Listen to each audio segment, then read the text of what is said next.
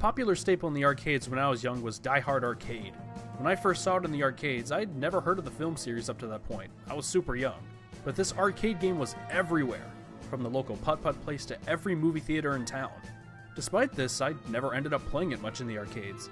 My hard-earned tokens were more spent on Davetona USA and the like. I did, however, grow a fondness for its attract mode, which showed everything the game had to offer. Its weapons-based beat-em-up action, the quick-time events, and its cutscenes.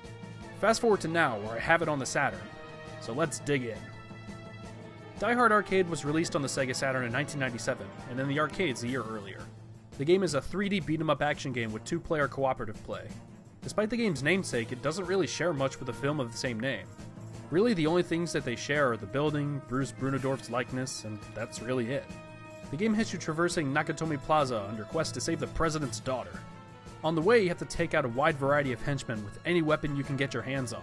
Stuff like handguns, machine guns, brooms and mops, grandfather clocks, missile launchers, and so on. The game puts a heavier emphasis on using weapons more than most beat-em-ups, and would become a staple for the series in later installments. Gameplay happens in a basic arena-type setup. Dudes show up and you gotta punch, jump, and kick them into submission. You move on to the next area once you've defeated all the enemies. The game still abides by basic beat-em-up conventions though, like you can only attack left and right, despite the game being in full 3D. While I personally don't mind this, the controls can feel kinda stiff at first, but you get used to them fairly quickly. It should also be noted that the enemies you fight are also locked to the same movement system. Even with these characteristics, you'll notice that this game can be insanely hard. With skill you can get pretty far, but the game doesn't give you enough credits to get through the whole thing at first.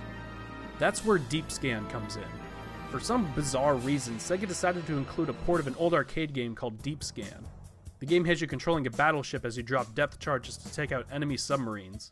It doesn't come off as very inviting at first, as when you die once it's game over, but what makes Deep Scan cool is that it actually holds a purpose. As you play and get good at Deep Scan, you will earn extra credits in Die Hard Arcade. It's a really neat idea to use an older arcade game in this way. I just wish they chose a better game, honestly.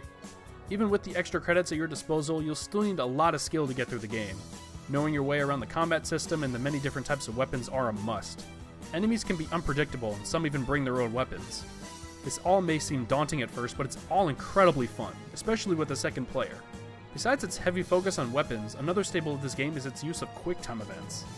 As you run between areas, the game will force you to make quick decision button presses. These range from knocking out enemies in a hallway or dodging obstacles. Failing these events will either have you fighting an extra enemy or some loss in health. Though it's pretty awesome to see Bruno What's-His-Face running down a hallway and doing a sick sucker punch to an unsuspecting foe, or in some instances, a wicked diving kick. There aren't many beat-em-ups released for the Sega Saturn, so Die Hard Arcade easily stands out on the console, but it also holds up as one of the best of the era. If you want to track it down for your collection, it's going to cost you between $20 and $30 or so. So if you want your beat-em-up fix, go grab a friend and get ready to play a lot of Deep Scan.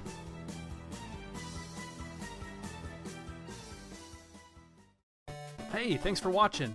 If you like this kind of stuff, be sure to subscribe to Saturnology for more videos like these, and also check me out on Twitter, Facebook, and Patreon. Thanks!